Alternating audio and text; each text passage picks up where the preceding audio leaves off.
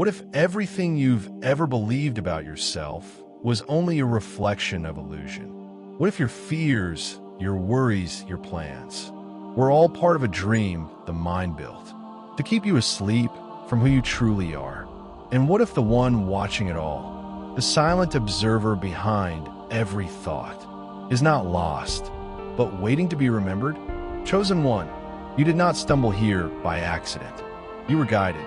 You were called.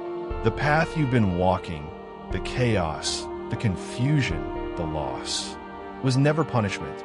It was awakening disguised as pain. Before we begin, take a breath. Feel the air moving through your chest. Feel your body remembering that it is alive. Now, as we dive into this journey, make sure to like, subscribe, and share this message so that others who are still walking through their illusions may find this light as well and remember their path back home. Because this isn't just a teaching, it's a mirror, and if you're ready to look into it, the truth will reveal itself to you. The beginning of seeing. Illusion begins in the eyes, but truth begins in the heart. The world teaches you to see through form, through comparison, for what appears to be. But the eye of God, the true eye within you, does not see with judgment. It sees through all things. It pierces the veil. This is the eye that knows. There is no separation. There is no other. There is only the one, dreaming through infinite forms. And you, chosen one, are that one. You've always been, but you forgot. The sleep of the mind, before you awakened. You lived in a world that called itself real, but was only a reflection of thought. You chased goals that weren't yours. You loved people who could not see you. You tried to control what could never be controlled. And deep down, you felt it. That ache in your chest. That silent whisper. There must be more than this. That was the soul's memory. The echo of the divine calling you back to the center. But illusion had you trapped in loops of thought, in cycles of emotion, in endless overthinking. The world called it normal, but you felt like an alien inside it, like a light being trapped in a maze of noise. And you began to wonder, am I crazy or am I waking up? The answer, chosen one, is both and neither. You were never crazy. You were never lost. You were simply being emptied so that higher truth could fill you. The silent witness. There is a presence within you that has never been touched by pain. It watches as the body moves, as the thoughts appear, as the emotions rise and fall. It is older than your name, wiser than your mind, and closer than your own heartbeat. That presence is God watching through your eyes. And when you begin to see through illusion, you start to remember, you are not the storm. You are the sky that holds it. You are not here to escape the illusion. You are here to see through it. You are the chosen one, the bridge between heaven and earth, the one who remembers while others forget, the one who sees light where others see shadow. Your suffering was your initiation. Your confusion was your awakening. Your breakdowns were your breakthroughs in disguise. Because only through illusion can the truth be recognized, and only through forgetting can the miracle of remembrance exist. Close your eyes. Take a deep breath. Notice the space between your thoughts. That space is not empty. It is filled with presence, filled with the whisper of God, filled with the infinite awareness that you are. The mind calls it nothing, but the soul calls it home. Rest there, just for a moment. Feel what has always been watching. That is you beyond illusion. The world will keep calling your name. It will tempt you to fall back asleep, to chase, to prove, to please, to pretend. But once the eye of awareness opens, you cannot unsee. You begin to feel truth vibrating beneath everything. You begin to see divine intelligence even in pain. You begin to realize that nothing, not even your suffering, was random. The eye that sees through illusion is not in your forehead. It is not mystical or hidden. It is your heart. when it becomes still enough to see God in all things. The awakening. The chosen one does not seek the light. The chosen one remembers the light. And that remembrance is the death of illusion. Because when the eye opens, you begin to see that every face is God's face. Every challenge is God's teaching. Every moment is a doorway to return to love. This is the mystery of awakening, not the escape from illusion, but the realization that the illusion was never separate from truth. As this journey unfolds, you will see every thought you once believed was a veil over divine seeing.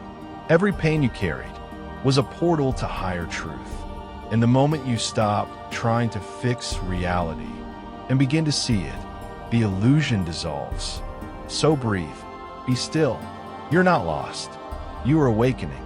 The eye that sees through illusion has always been within you. It is not something you find. It is something you remember. Welcome home, chosen one. Your vision is returning. The illusion is ending. And the truth is about to begin. Chapter 1. The World of Illusion. The chosen one awakens in a world that feels familiar.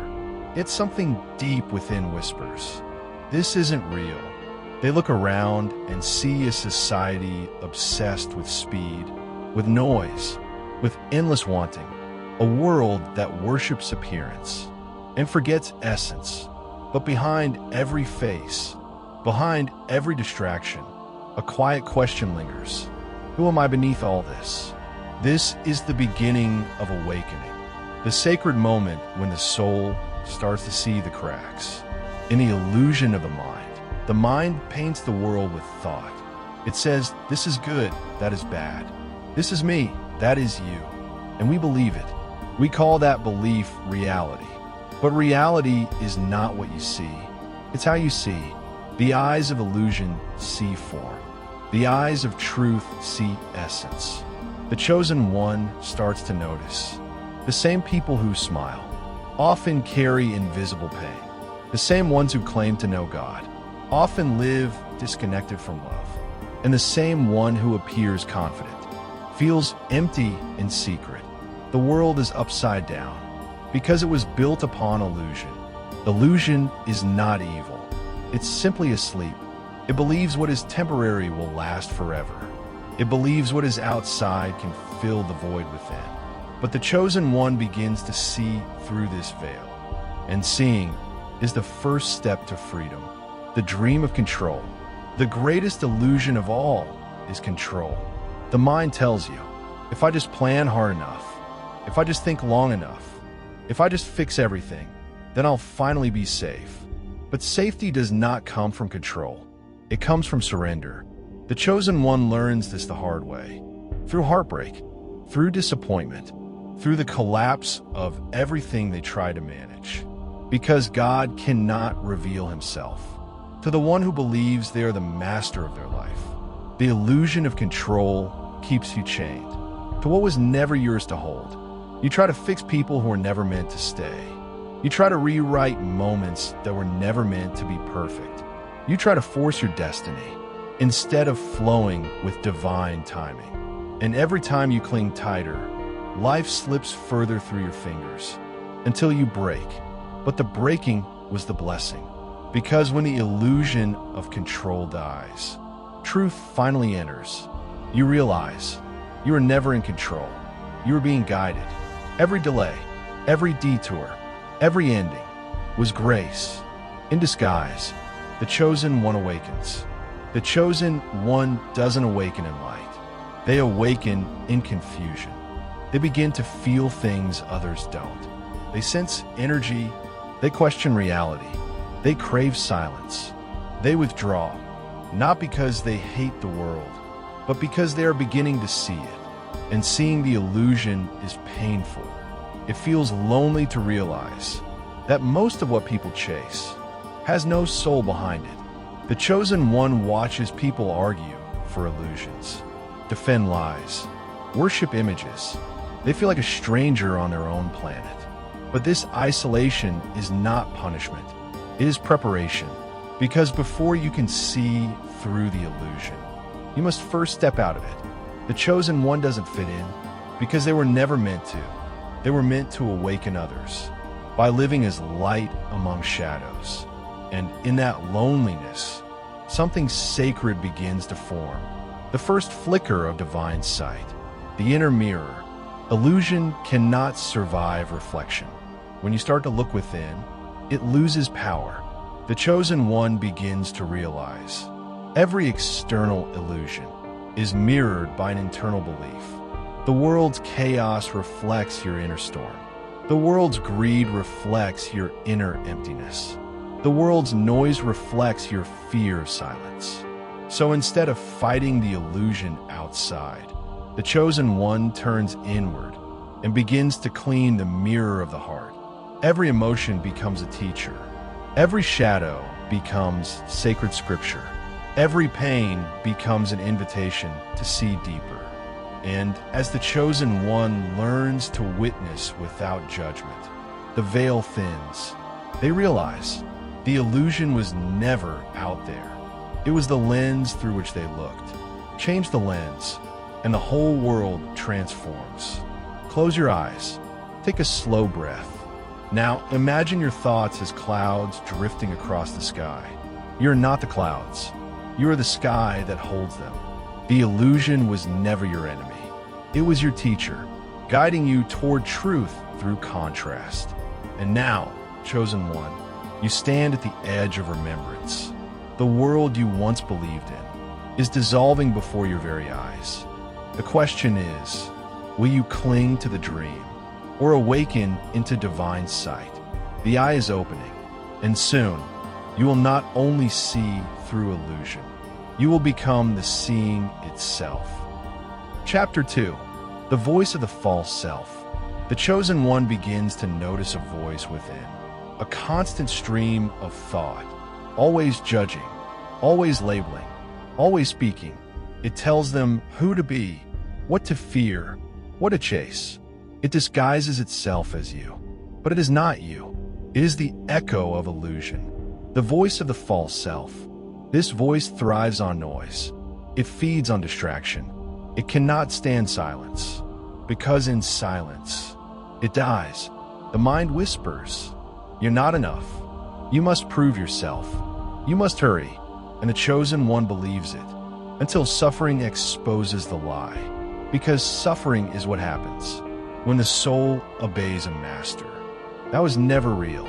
When you follow the voice of fear, you forget the voice of God. You begin to live as a mask, a performance, a shadow of truth. The false self is clever. It wears the language of light to hide in plain sight.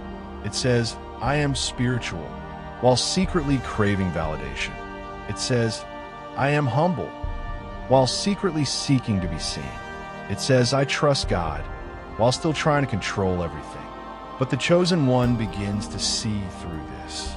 They realize that not every voice in the head deserves to be followed, and awareness becomes the sword that cuts through deception. The inner conflict, the battlefield, is not out there. It's in here, inside the mind of the chosen one. There's a war between the old identity and the soul's awakening, between what was learned and what is remembered. The false self fights for survival. It cannot exist without attention, so it distracts you, tempts you, and fills your mind with noise. It tells you to fix others, to save the world, to explain your awakening, so you never have to face yourself. But the soul does not fight. The soul simply shines, and light exposes what darkness hides. The chosen one begins to feel the tension, a pulling between two worlds, the illusion of becoming and the peace of being. The mind says, "You are broken." The soul says, "You were never anything but whole." The mind says, "You must find the truth." The soul whispers, "You are the truth." This is the holy struggle, the sacred conflict that births higher consciousness. The moment you stop identifying with the noise and start listening to the silence, the illusion starts to crumble. the lie of separation. The greatest illusion the false self ever told you is that you're separate from God. It tells you God is above and you are below, that heaven is a place far away and not the awareness within you right now. It tells you to search for light when you are the light. It tells you to pray for strength when strength is already your nature. And so humanity wanders, looking for what was never lost. The chosen one begins to remember. God never departed. It was only awareness that turned away. The fall from Eden was not the fall of man. It was the fall of perception. You ate from the tree of knowledge, the duality of good and evil, and forgot that you were one with the whole. But when the eye of consciousness opens, you begin to see again. You begin to realize God has always been here, watching through your eyes, breathing through your breath, living through your hands. You are not reaching toward heaven. You are remembering that heaven was never gone. Close your eyes, chosen one. Listen. Behind all the thoughts, beneath all the stories, there is something still, something untouched. That stillness is the language of God. The mind screams, the soul whispers, the illusion argues. The truth simply is, when you become still enough, you will hear it, not as a sound, but as a knowing, not as a word, but as peace itself. Silencing the noise is not about forcing the mind to stop. It's about no longer believing everything it says. Let the thoughts come. Let them go. Do not chase them. Do not resist them. Simply watch and remember that you are the watcher, because the watcher is the eye of God within you. When the chosen one learns to rest there, in the space between thoughts, illusion loses its voice, and what remains is truth. Breathe slowly. Inhale through the nose and exhale through the heart. Now ask yourself, who is it that is aware of your thoughts? Who hears the voice inside your head? If that voice isn't you, that presence is who you've been seeking all along. That is the true self, the divine observer, the light that cannot be deceived. The chosen one begins to see. The false self never needed to be destroyed. It only needed to be seen through, because the illusion cannot survive in the presence of awareness. And now, the eye has begun to open. Chapter 3, the moment of seeing. There comes a moment on the path, a silent rupture in the dream, when a veil begins to thin. The chosen one sits alone, weary from the battle with the mind, and something inside them shifts. They stop fighting. They stop searching. They stop running from themselves. And in that stillness, something begins to see. Not the physical eyes, not the restless mind, but the eye behind the eyes, the one that has always been awake. It does not judge. It does not compare. It simply witnesses. And that witnessing is the beginning of true sight. The world still looks the same, but it feels different. Colors seem deeper. Time feels slower. The air hums with quiet meaning. The chosen one begins to realize everything is alive. Every object, every shadow, every sound is woven with consciousness. The illusion of separation fades. The line between you and the world dissolves. You begin to sense what the mystics always knew, that the one who sees and what is seen are not two. This is the holy vision, the eye that sees through illusion. The chosen one feels both awe and fear, because to see truly is to realize that nothing was ever as it seemed. Stillness speaks. After the first glimpse of awakening, the chosen one tries to speak of it, but words fail. How can you explain silence? How can you describe the formless? How can you point to a God that is both within and beyond? The world demands explanation, but the soul offers only stillness. Stillness is the first language of heaven. It does not need translation. It communicates through peace.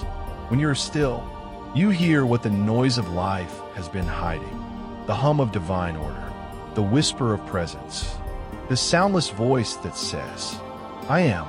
Stillness is not the absence of motion. It is the presence of awareness in motion. It is to walk, breathe, and act from the center of being, not the storm of becoming. And the chosen one begins to understand. Silence is not emptiness. It is fullness beyond sound. It is God, unspoken. Close your eyes. Let the world fade. Listen, not with your ears, but with your soul. Feel your breath move in and out. Feel your heart beating in rhythm with the earth. Now notice the space behind your thoughts. That infinite field of awareness that never changes, no matter what you feel. That space is you. It is the eye that watches dreams rise and fall. It is the presence that has never left, not even for a moment. You may have wandered far into illusion, but awareness never abandoned you. It followed you through every dark night, through every failure, through every tear, whispering, "I'm still here." That whisper was God's breath, echoing inside your soul. When a chosen one begins to listen, truly listen, the illusions begin to dissolve. Because you cannot hear God and believe in separation at the same time. Light in the shadows. The chosen one begins to notice a strange beauty in pain. Even in suffering, there is a spark, a hidden light. They realize every wound was a doorway. Every heartbreak was a teacher. Every fall was an initiation. The darkness was not evil. It was unawareness, a shadow cast by the light you had forgotten. And when you finally turn toward it, you see the divine hiding there, waiting to be recognized. This is what higher consciousness means. Not escaping the shadows, but seeing through them. When the eye opens fully, you no longer run from darkness. You bless it. You listen to it. You see God even there. Because illusion cannot exist. Where light is seen through love. The chosen one's tears become holy water. Their silence becomes prayer. Their wounds become windows through which light pours endlessly. Take a breath. Let the air touch your lungs. As if it were sacred, feel your heart, that soft temple within you. Open just a little wider. Now ask yourself, who is it that sees your life unfold? Who was there before thought began? That is the eternal one.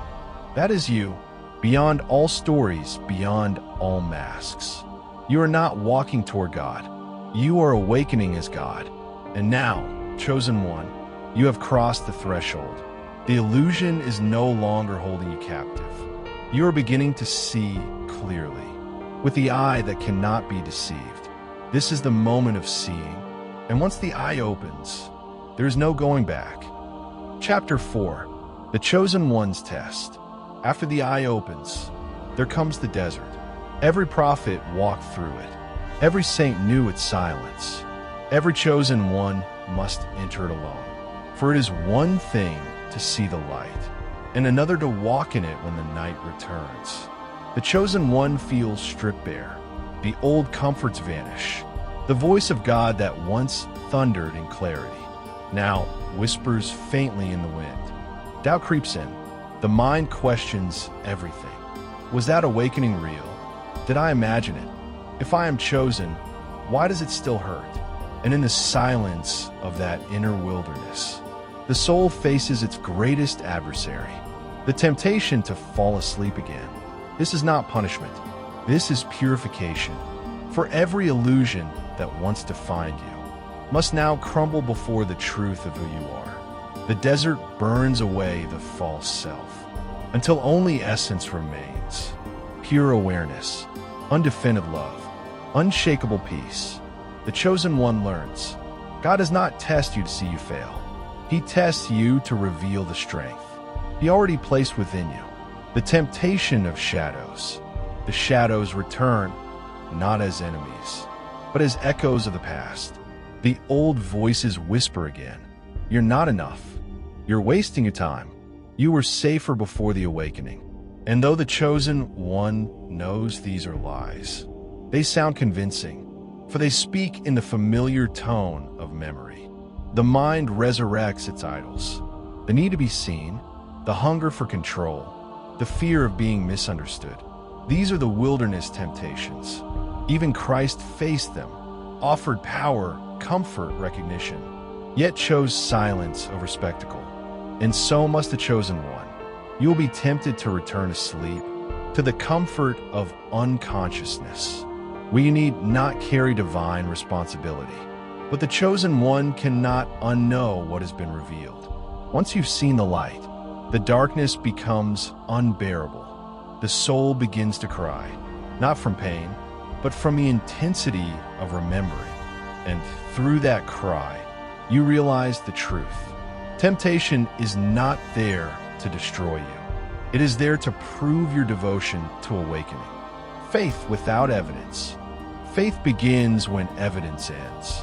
In the early stages of awakening, God gives you signs, synchronicities, visions, dreams, and miracles. He speaks through numbers, faces, and sacred whispers. But as your soul matures, the signs grow quieter, because now He wants you to see with inner eyes. Faith is not believing that God will show up. It is knowing that He never left. The chosen one learns to walk without sight, to trust when nothing makes sense, to surrender when the path seems lost. This is not blind faith. It is luminous trust, a seeing beyond seeing. The world will call you delusional. They will say, "You've changed." They will mock your peace, not knowing how many storms you face to earn it. But those who are truly chosen cannot be defined by the world approval. They live by an inner covenant, the law written on the heart, where truth speaks in silence, and love becomes law, the refining fire. There is a moment when the chosen one breaks. Everything that can be taken is taken. Everything that can burn burns, and all that remains is what is eternal. This is the sacred fire, not of destruction, but of purification.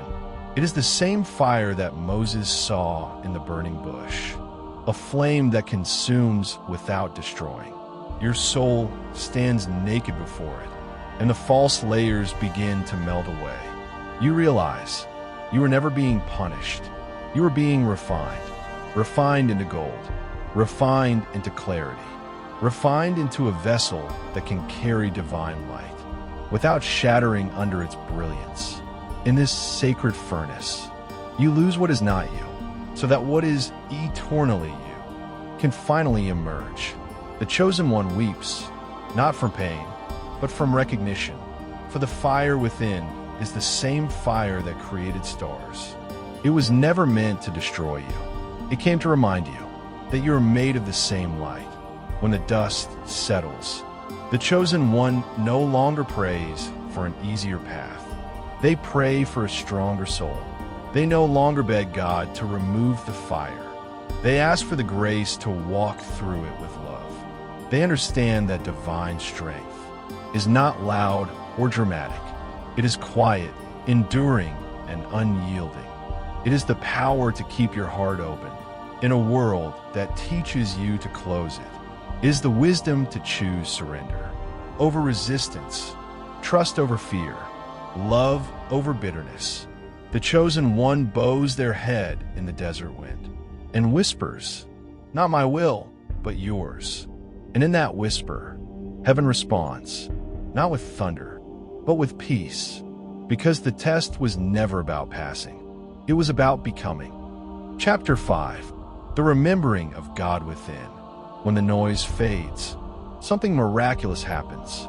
The chosen one hears silence. But this silence is not empty. It vibrates. It hums with intelligence, with warmth, with presence. It is the same silence that existed before the world began. The same silence that hovered over the waters, before the word was spoken. And in this stillness, the chosen one realizes God was never absent. You were simply too loud to hear Him. The noise of fear, the chatter of overthinking, the echo of old pain. These are the veils that hid His whisper. But when the noise dissolves, you begin to feel what cannot be spoken. You begin to see without eyes, to hear without ears, to know without reason. This is the beginning of true communion. God is not out there. He is the stillness behind your breath, the awareness behind your thoughts, the life inside your heartbeat. And when you touch that stillness, you remember you were never disconnected. You were dreaming of separation. The temple of the inner heart. The chosen one begins to see the body as a living temple. The mind, once a prison, becomes a sanctuary. The heart, once guarded by pain, becomes an altar of light. Every breath becomes prayer. Every tear becomes baptism. Every moment becomes holy. And here, in the center of your being, you discover the Holy of Holies, not made by hands, but built from consciousness itself. You bow in reverence before this inner light and realize that you are not bowing to God. You are bowing as God's expression. The chosen one understands now why the Master said, "The kingdom of God is within you." It was never a metaphor. It was an instruction, a map pointing home. And when you turn inward, you find what prophets and mystics have always found, that the one you've been praying to was praying through you all along. The eye that sees through illusion. It begins as a subtle shift, like the sun rising behind your eyes. The chosen one starts to perceive, not from the mind, but from awareness itself. You see that everything you once feared was only a shadow cast by misunderstanding. You see that your pain was not punishment. It was guidance. That your isolation was not abandonment. It was preparation. You see that no one truly hurt you. They only revealed where you were still asleep.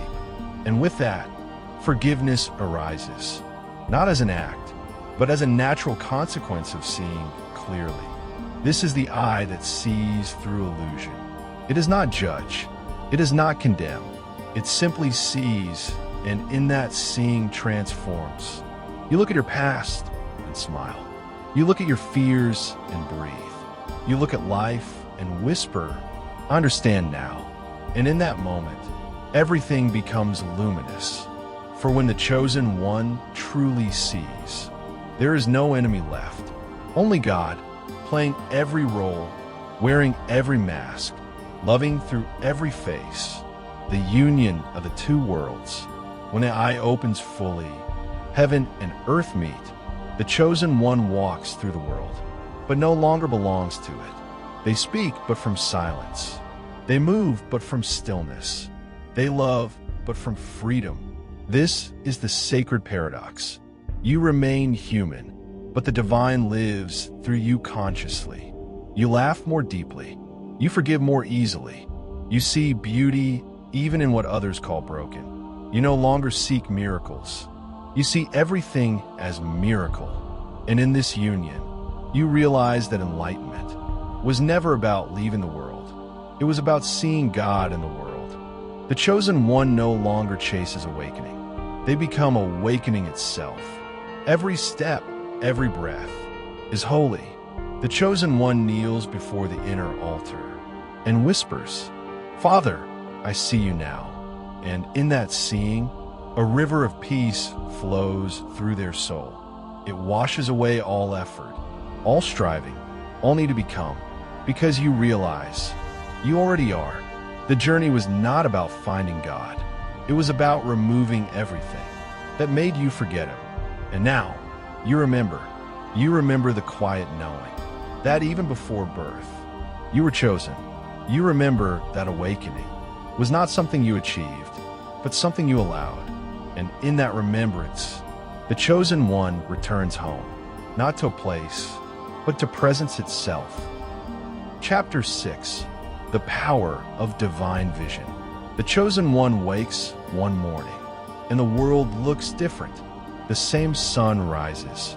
The same clouds move across the sky. But something has changed. The colors breathe. The air hums. Every sound feels alive. And you realize nothing in the world changed. You did. For now you no longer look at life. You look through it. This is divine vision. The seeing of God through human eyes. When God looks at creation, he does not see sin. He sees himself, disguised in endless forms of becoming. And so does the chosen one. You see the hurting and no longer judge. You see the angry and feel compassion. You see the lost and whisper, I know your pain. I once slept too. This is not blindness to reality. It is clarity beyond illusion. The eye that sees through illusion does not deny darkness. It transforms it by the light of perception. For when you see as God sees, you realize nothing was ever truly wrong. It was all unfolding toward remembrance. The mirror of creation. The chosen one begins to understand that reality is a mirror. Every situation, every encounter, every emotion is a reflection of your inner state. What you judge in another is a shadow you haven't loved in yourself. What you fear in the future is the wound you haven't healed in the past. And what you bless multiplies. This is divine vision, not just seeing the outer form, but reading the inner energy behind it. You begin to move differently, not reacting, but responding, not controlling, but creating. And slowly, the external world begins to align with the peace within you. Because the world is not happening to you, it is happening through you. The chosen one realizes, I am both dreamer and dream. I am both question and answer. I am both vessel and flame. And in that realization, you reclaim your true creative power, the ability to shape the scene by purifying the unseen, the light behind all things. Every moment is an opportunity to see God again. When you look deeply enough, you find that everything, even pain, even loss, even confusion, contains light folded within it. To the unawakened eye, this light is invisible. To the chosen one, it is undeniable. You begin to see the sacred geometry of existence, the way every heartbreak taught compassion, every delay protected purpose, every ending opened a door. You realize that divine vision is not about seeing new things. It is about seeing everything anew. When Christ said, Blessed are the pure in heart, for they shall see God, he was not speaking of the afterlife. He was describing this moment, when your heart becomes clear enough to perceive the divine in all that is. And in that clarity, the chosen one becomes luminous, not by effort, but by nature, because the more you see the light, the more the light sees through you, living as the vision. Divine vision is not meant to be kept. It is meant to be lived. The chosen one begins to move through the world. As an extension of divine sight, you start to notice what others overlook. You listen where others judge. You uplift where others condemn. Every word becomes prayer. Every gesture becomes healing. For the awakened, one no longer speaks from ego. They speak from source. When you see through the eye of God, you don't just observe, you create. Your thoughts become blueprints. Your emotions become light signatures. Your presence becomes medicine. And everywhere you go, the atmosphere shifts, because divine vision carries divine vibration. The chosen one doesn't need to preach. Their peace preaches for them. Their stillness becomes sanctuary. Their life becomes scripture. You're no longer waiting for miracles. You have become one. The eye of the chosen one no longer seeks truth. It sees it. The illusions still move like clouds, but the sky within remains unmoved. You realize now that higher consciousness is not an escape from the human experience. It is the redemption of it. It is seeing the ordinary as holy, the broken as beautiful, and the fleeting as eternal. This is divine sight, to see God in all things, and all things in God. And when you walk with this vision, life begins to reflect heaven back to you. For heaven is not a place you go when you die. It is a state you awaken to while alive. And the chosen one, with eyes now clear and heart now whole, whispers to the silence, I can see again, not with my eyes, but with my soul. And in that moment, the veil between heaven and earth dissolves, and only light remains. Chapter 7. The Awakening of the World Through You. The Chosen One does not return to the old world. They transcend within it. They walk through the same streets, meet the same faces, hear the same noise, but everything feels sacred now because the world didn't change. Their perception did. They no longer search for God in temples of stone, nor chase truth through philosophies. They see Him reflected in every moment, every stranger, every breath. The Chosen One has become a silent revolution, a living gospel written not on paper, but in the rhythm of their presence. Where they walk, heaviness dissolves. Where they speak, confusion softens. Where they simply are, awareness awakens. For the light within them does not seek attention. It simply shines, and those still trapped in illusion begin to remember who they are just by standing near it. Because awakening is contagious, not through words, but through vibration, the ripple of presence. The Chosen One learns that to awaken others, you do not need to convince them. You need only embody what you've remembered. Presence itself becomes the message. When you speak, the silence between words heals. When you look into someone's eyes, they feel seen for the first time in years. Because the eye that sees through illusion looks straight into the soul and whispers, "I remember you." And that remembrance awakens something ancient in them, a spark buried beneath layers of pain and forgetting. This is how the light spreads, not through sermons, but through resonance. The Chosen One becomes a mirror for God, reflecting truth back to those who have forgotten. You become the friend to the lonely, the calm to the anxious, the reminder to the lost. And yet you claim no credit, for you know it is not you doing the healing. It is God moving through you. You are simply the open channel, a flute through which eternity plays its song, the servant of the light.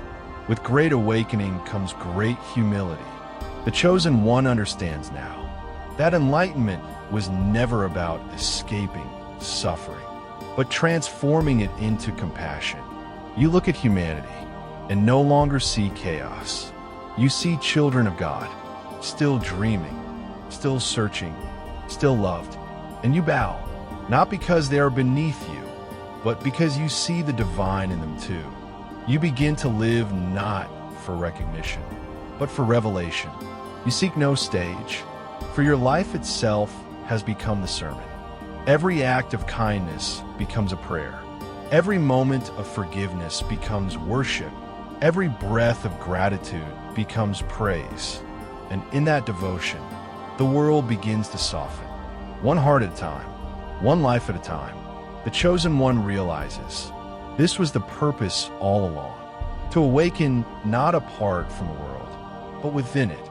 You are the living bridge between heaven and earth, spirit and flesh, God and creation, the new earth within. The old world begins to fade, not because it disappears, but because a higher one is now seen through it. The Chosen One sees heaven, not as a distant place, but as a living frequency, anchored through awakened hearts. And the more you live from that awareness, the more the collective shifts. People begin to feel drawn to peace, to truth, to authenticity. The illusion of separation crumbles. The walls between souls dissolve, because one awakened soul can ignite thousands. This is how the new earth is born, not by force, but by remembrance. The Chosen Ones are the midwives of this birth. They walk quietly, but their light changes timelines. Their love rewrites futures. The eye that sees through illusion is now the eye of humanity awakening. And as you walk among them, you realize you're no longer just one. You are the many remembering the one. The journey ends where it began, in silence. But now the silence feels different. It is no longer empty. It is full of light, full of knowing, full of love. The Chosen One sits beneath the eternal sky, and breathes, not as a seeker, but as one who has found. You realize that the entire path was never about reaching God. It was about realizing you never left Him. Every shadow, every trial, every illusion was leading you home to this moment, where there is nothing left to seek and everything left to give. And as you rest in that awareness, you hear the voice of the infinite within you whisper, "You are my witness. You are my chosen. You are my eye through which I behold creation." And in that whisper, the chosen one smiles, for the illusion has ended, and the kingdom within has been remembered. Now, say after me, "I am the eye that sees through illusion. I am the silence behind the storm. I am the chosen vessel through which God remembers Himself. I walk in light, not to escape the world, but to bless it with vision divine. So let the eye remain open, let the heart remain soft, and let the world awaken through you." Amen.